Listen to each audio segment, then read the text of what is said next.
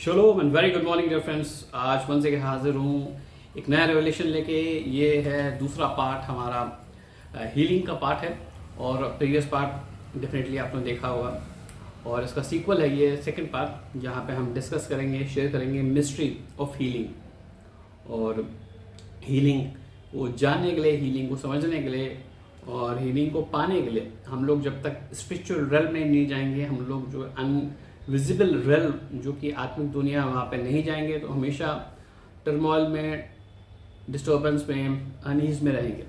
तो brothers sisters, मैं आपको लेके चलता हूँ स्पिरिचुअल की दुनिया में, स्पिरिचुअल रेल्म में। और जो एक वर्स लूँगा मैं, जो कोलोशियंस 3:2 और 2 कोरिंथियंस 4:18 जो बाइबल से लिया गया, जो कि ये कहता है कि हम अपनी आँखें जो है आत्मिक दुनिया में लगाएं और फिजिकल दुनिया में ना लगाएं। जो हमें चीज़ दिख रही है उनमें ना लगा के अगर हम लोग आत्मिक दुनिया में लगाएंगे तो हम लोग हमेशा जीवन से भी बढ़ के पृथ्वी पे रह सकते हैं, क्योंकि जो चीज़ें दिखती हैं वो टेम्परेरी होती हैं और जो चीज़ें नहीं दिखती हैं, जो आत्मिक दुनिया नहीं दिखती है हमें, वो परमानेंट है, वो इटर्नल है।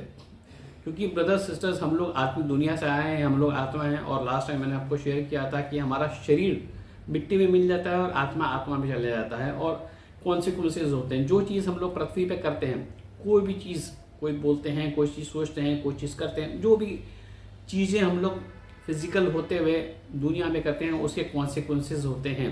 आत्मिक दुनिया में उसके कॉन्सिक्वेंसेज होते हैं जो कि हमें फेस करने पड़ते हैं और उसी हिसाब से हमारी दुनिया, फिजिकल दुनिया का ट्रांजिशन होता है। तो जो मैट्रिक्स ऑफ द यूनिवर्स, जो कि स्पिरिचुअल रेल्म है, जो कि 2 चीज़ों में विभाजित है। सबसे पहला जो विभाजन है वो है किंगडम ऑफ लाइट।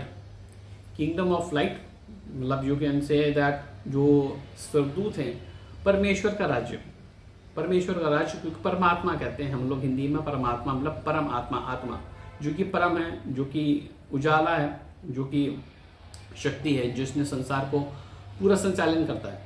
तो किंगडम ऑफ लाइट है जहाँ पे परमेश्वर रहता है और उसके जो सरदूत रहते हैं, जो उनकी आज्ञा मानते हैं, जो उनकी टहल करने वाली जो आत्माएं वो होती हैं, जो कि पृथ्वी पे निगरानी रखती रहती हैं कि जो मनुष्य क्या कर रहा है और उसी हिसाब से उसको चीज़ों को कॉन्सिक्वेंसेस उसको फेस करना पड़ता है। और दूसरा जो है, जो विभाजन है वो है किंगडम ऑफ डार्कनेस। तो किंगडम ऑफ डार्कनेस एक्चुअली है क्या? किंगडम ऑफ डार्कनेस जो है वो बेसिकली है गिरे हुए सरदूत, डेविल जिसको कहते हैं, शैतान जिसको कहते हैं, जो कि हमें दिखता नहीं, वो भी आत्मा है। और वो अपने जो 1/3 ऑफ द एंजल्स जो स्वर्ग से गिराए गए थे उनके साथ वो कार्य करता है। किंगडम ऑफ लाइट, जो किंगडम ऑफ हेवन भी कह सकते हैं, वो है थर्ड हेवन, उनका जो स्तर है वहाँ पे रहते हैं। और जो फॉरेन एंजल्स हैं वो 2nd हेवन में रहते हैं। अब इनका बेसिकली कार्य क्या है? किंगडम ऑफ लाइट और किंगडम ऑफ डार्कनेस काम कैसे करते हैं और क्या इनका महत्व है? दोनों का कार्य, दोनों का महत्व यही है कि अपनी तरफ खींचना, अपनी तरफ आकर्षित करना। और क्योंकि परमेश्वर ने जब पहले मनुष्य को बनाया था, जो आदम को बनाया था और हवा को बनाया था, इसलिए बनाया था कि परमेश्वर अपने बच्चों से, अपनी क्रिएशन से, हम लोग से, जो मनुष्य है उसको अपनी इमेज बनाया था, अपने पावर में दिया था। और हम लोग देखते हैं कि कैसे शैतान ने उसका पावर ले लिया और वो राजा बन गया इस पृथ्वी का। परंतु हम ये जान के खुशी होनी चाहिए कि हमें गॉड ने अपने स्वरूप में बनाया था और अपने डोमिनियन में बनाया था और हमसे परमेश्वर प्रेम करता था और हमें परमेश्वर हर चीज़, अच्छी चीज़ मुहैया कराना चाहता था, जो कि पृथ्वी पे थी या स्वर्ग में थे और पृथ्वी के नीचे थी। सब चीज़ों पे हमें डोमिनियन दिया था। तो ये जो है डोमिनियन ऑलरेडी हम लोग लॉस कर चुके हैं, हम लोग ऑलरेडी हार चुके हैं, इसलिए हमारा नेचर फॉलन हो चुका है, हमारे प्रवृत्ति करप्ट हो चुकी है और हम लोग परमेश्वर की आज्ञाएं जो कि दी गई हैं उन पे नहीं चल के हम लोग उनकी तरफ आकर्षित होते हैं। जो चीज़ें करप्ट हैं, जो चीज़ फॉल्स है, जो चीज़ अंधकार की शक्तियों की तरफ से आती हैं।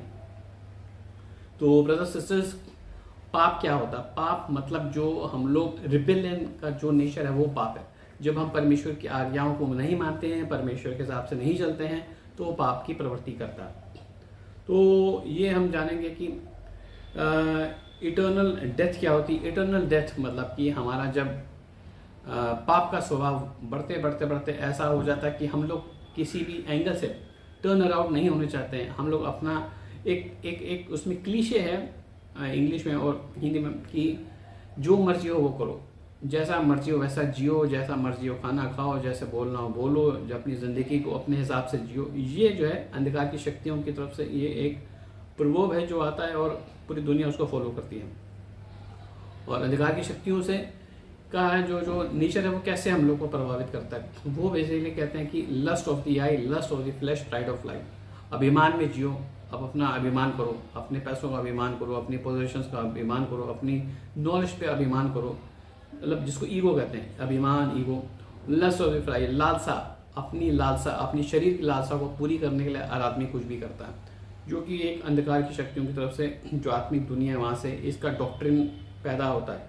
परंतु जो किंगडम ऑफ लाइट है वो क्या इनकरेज करता है, किंगडम ऑफ लाइट ये इनकरेज करता है कि परमेश्वर की आज्ञाओं पे चलो, परमेश्वर की स्वभाव में जियो, हम्बल रहो, विनम्र रहो, लोगों से प्यार करो, क्योंकि गॉड का स्वरूप प्यार है और जो प्यार नहीं करना चाहता वो डेविल की तरफ से उनका फॉलन नेचर आता है। और ये जो चीज़ें आज मैंने आपको शेयर किया ये स्पिरिचुअल वारफेयर जिसको कहते हैं, आत्मिक युद्ध कहते हैं। हर एक आदमी, हर एक मनुष्य जो कि पृथ्वी पे है वो एक आत्मिक युद्ध का हिस्सा है, चाहे वो चाहे या ना चाहे, वो आत्मिक युद्ध का हिस्सा ऑलरेडी होता है। अगर वो जो फॉलन नेचर के हिसाब से चलना चाहता है, जो दुनिया के हिसाब से चलना चाहता है, दुनिया के प्रवृत्ति के हिसाब से चलना चाहता है, तो वो उसको कॉन्सिक्वेंसेस झेलने पड़ेंगे, क्योंकि लाइफ इज स्पिरिचुअल, दुनिया आत्मिक है। और अगर वो परमेश्वर की आज्ञाओं के हिसाब से चलता है, प्रभु के हिसाब से, वचनों के हिसाब से अपनी ज़िंदगी व्यतीत करता है, तो उसके भी कॉन्सिक्वेंसेस होते हैं, उनके भी परिणाम होते हैं। उसको इटर्नल लाइफ मिलती है, उसको किंगडम ऑफ गॉड में हिस्सा मिलता है, और एक क्राउन मिलता है, और एक वाइट रोब मिलता है, और राइचसनेस का एक पूरा थ्रोन मिलता है।